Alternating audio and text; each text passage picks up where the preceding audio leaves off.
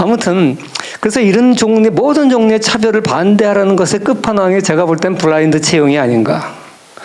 국가 직무 능력 표준을 만들어가지고 이거 1조 원이나 들여서 개발을 했다 그러더라고요. 블라인드 채용 여러분 아시다시피 채용할 때 전부 뭐 학력도 보지 말라, 외모도 보지 말라, 뭐 스펙 보지 말라 이거 아닙니까? 근데 이렇게 해서 불공정을 해소하겠다고 했는데요. 지난번에 어느 신문에서 한국경제신문에서 나온 걸 보니까요. 블라인드 채용을 했더니 스카이 대학의 비중이 오히려 늘었대요. 그냥 시험 봐봐서 해버렸더니 실력대로 하니까 옛날 같으면 너무 스카이 대학이 몰린다 싶으면 지역 안배도 좀 하고 소득 안배도 좀 하고 했는데 일체 못하게 하니까 그냥 해놨더니 스카이 대학의 비중이 늘었다라는 보도가 나왔습니다. 저도 이건 뭐 연구한 게 아니라서 얼마나 객관성 있게 정확하게 연구를 했는지는 모르겠습니다만 그럴 수도 있겠다는 생각이 들었습니다. 여러분들 그 블라인드 채용이 가능한 영역이 물론 있습니다. 예를 들어서 뭐 노래를 한다든지 기악, 악기 연주를 하는데 가려놓고 뭐 노래 부른다든지 이렇게 하면 뭐 공평할 수 있지요.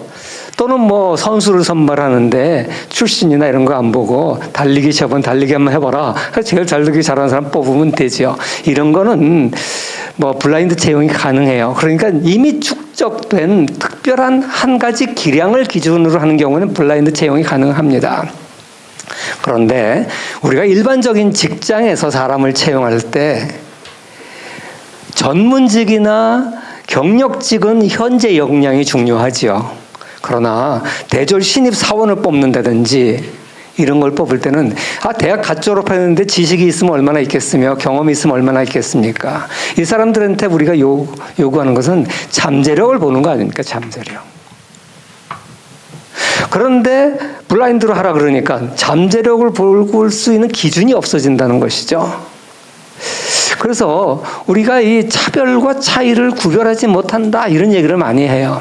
우리가 알다시피 차별은 동등한데 차이를 두는 것, 다르게 대하는 걸 차별이라 그러잖아요.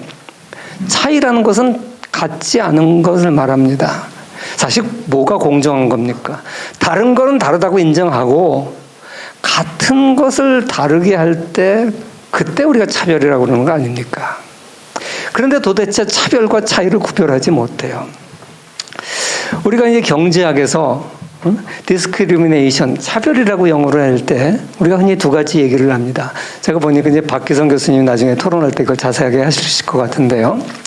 우리가 테이스트 베이스드 디스크리미네이션이 있습니다. 그러니까 뭐 예를 들어 소수자 집단 있죠. 뭐 이민자 집단이라든지 마이너리티 그룹, 뭐 성별, 요새 성별도 뭐 들어간다고 하는데 이런 거에 대해서 나는 어느 특정 지역 또는 나는 특성 피부색 가진 사람이 싫어.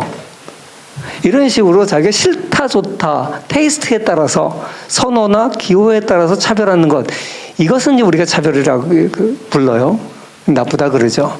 그런데 통계적 차별은 뭘 말하냐면요.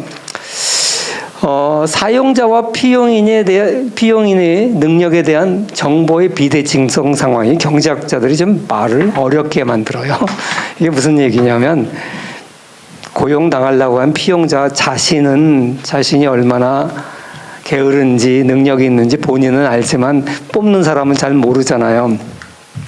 그렇게 뽑으려고 하는 사람과 뽑히는 사람이 그 사람에 대한 정보가 서로 달라요. 이걸 비대칭성이라 그러는데 이렇게 비대칭적인 상황에서 잠재력 같은 걸 어떻게 아냐고요. 그걸 모르니까 이 부족한 정보를 메우기 위해서는 통계의 기초에서 차별을 합니다. 예를 들어서 고학력자가 나중에 보니 잠재력이 더 있더라.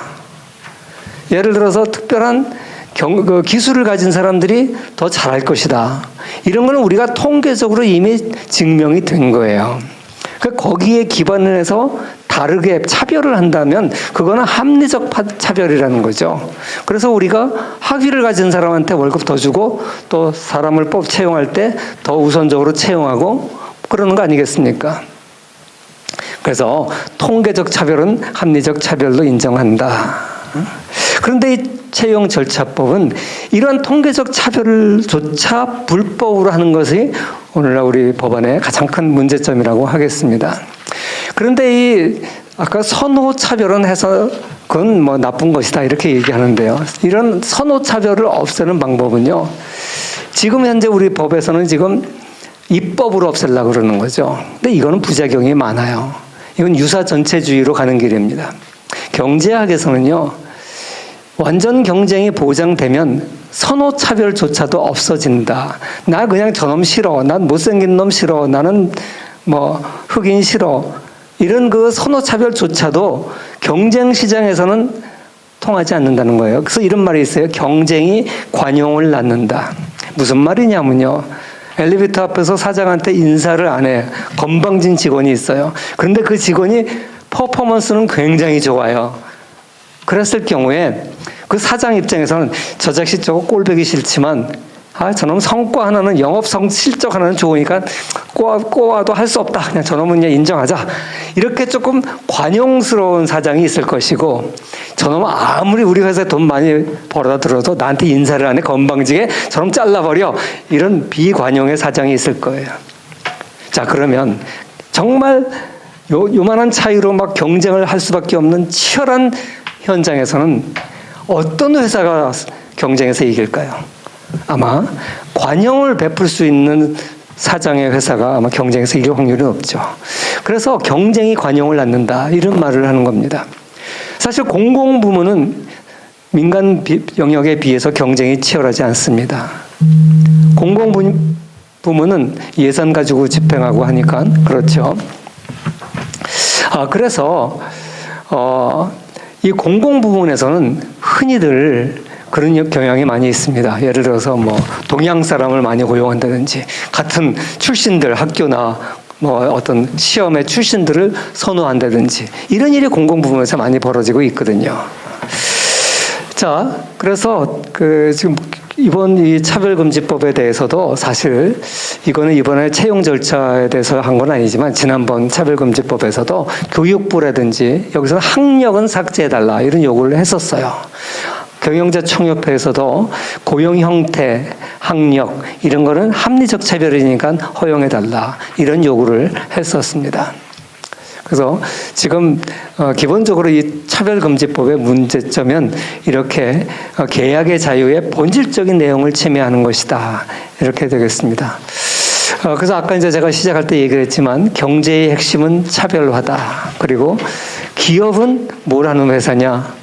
제품을 차별화해서 소비자에게 더 나은 서비스를 제공하고 제품을 제공해서 그래서 돈 만드는 게 기업이고 마찬가지로 소비자도 자기 만족감을 올려주는 제품을 선택하는 거 이것도 차별화 아닙니까? 너 무조건 애국심으로 맛없고 제품 나빠도 이거 써 이게 아니라고요. 두 번째 경제학적으로 문제가 되는 것은 이 차별금지를 우리가 반대하는 것이 사용자만을 위한 것이 아니다. 이 이야기를 좀 하려고 합니다. 사실 우리가 동일노동, 동일임금을 얘기합니다. 이때 동일이라는 것은 노동이 동일할 때 동일한 거예요. 그런데 과연 노동 투입량이 동일했는지를 누가 입증할 겁니까? 시간이 동일했다고 해서 동일한 겁니까? 그렇지 않죠. 그래서 우리가 정말 같은 시간을 일해도 성과가 좋은 사람이 있고 없는 사람이 있어요. 그러니까 기업의 성패는 뭐에 달렸냐? 성과가 높은 사람을 많이 뽑은 기업이 성공하는 거죠. 그래서 우리가 인사가 만사다. 삼성의 경영 이념입니다. 근데 이걸 처음 쓴 사람은 정조대왕이었다 그래요. 우리 대왕이라는 호칭을 붙여줍니다만 정조임금이었다 그래요. 인사가 만사다. 이건 일득록이라고 하는 정조의 어록에 이미 나오는 말이라 그럽니다. 사실 이 얘기는 일반 노무관리사도 그런 얘기해요. 인사가 만사다. 이건 사용자뿐만 아니라 노무자들, 근로자들 쪽에서도 모든 사람이 인정되고 있는 말 아니겠습니까? 자, 그런데 이걸 못하게 하면 기업이 충격을 받는 겁니다. 사실 기업들은 인사가 만사기 때문에 좋은 유능한 인재를 뽑으려고 온갖 노력을 합니다.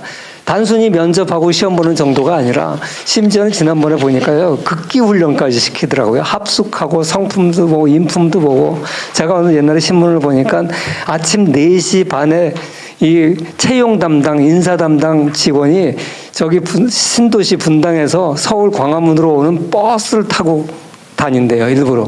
그래서 이렇게 봐가지고 그 버스 안에 4시 반, 5시 타고 가면서 공부하는 젊은이가 있더라는 거예요.